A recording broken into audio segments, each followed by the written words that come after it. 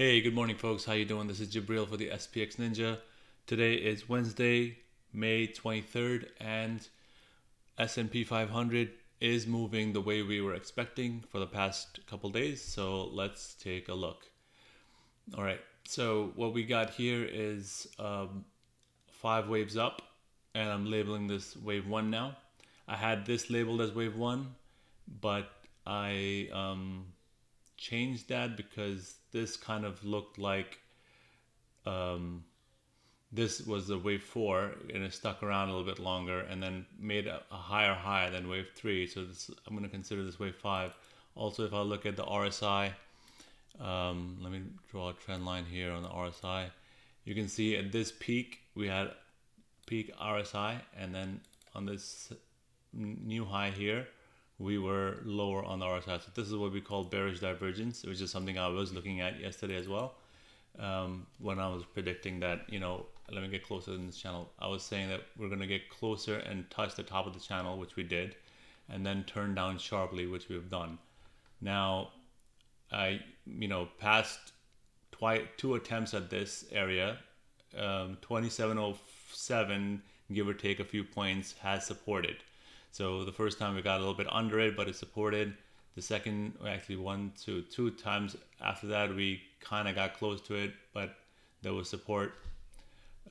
So this time I also expected 2707 to provide some support as it has been doing for the past few hours.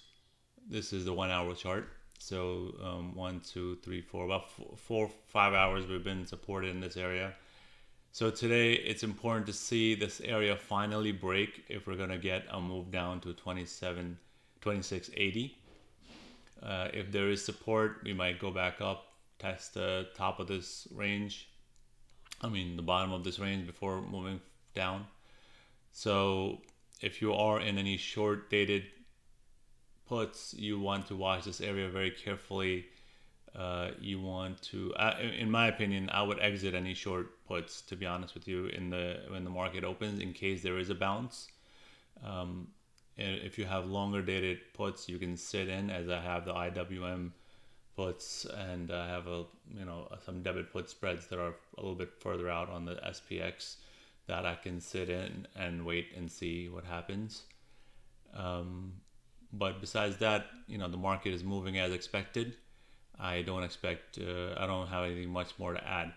Actually, I'm wrong. I do want to say one more thing. So this is the preferred scenario, in which case we had this, triangle that we broke out of impulsively, and that we're moving, forward, and that is the preferred scenario. But also to keep in mind a slightly more bearish scenario for the short term. Overall, that's bullish also, but for the short term, a slightly more bearish scenario is that this move actually just pushed out the triangle a little bit, widened the range of the triangle. So we have the A, B, C, and this was the D, and then a potential of a pullback into E. The only reason I'm keeping this into consideration is for the fact that, first of all, wave fours have a tendency of being more confusing than people think they would be. And on this last impulsive move that, to 2740, a lot of people became very, very bullish again. I don't expect that to happen. I expect a lot of skeptics, when we actually, progress. So I think we can pull back one more time to all the way down here, which is the low 2600 area. Also, the other thing is, seasonality, sell-in may go away. So this is that time of the year. So it's possible that, we might not have that sort of a bullish trend starting just yet. And lastly, the advancers and decliners, even though the advanced decline ratio was pretty high, the amount of advancers isn't in like 90 percentile yet. It's basically, I think, on the big moves up, we had like 70%, 60% of the stocks advancing, as opposed to like 90% of the stocks advancing.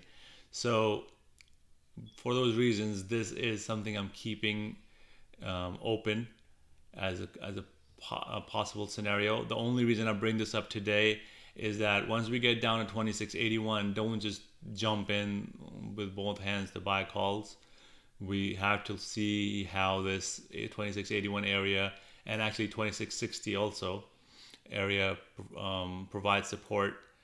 If it's, you know, we want to see it turn there, show some signs of, you know, resuming the bull market before we get long, you know, in this area. When we're talking about this wave 2, if we get here, we want to see some good support and some bounce before we get long, because if we don't, then we might be in this scenario where we go all the way down to low 2600s. So yeah, that's just something I want you guys to keep in mind. And that is all that I have for today. Have a good day trading. I hope this goes to our 2681 area, because I know a lot of us got into puts. So let's see if we can make some money on that. All right, guys. See you tomorrow. Have a good day trading.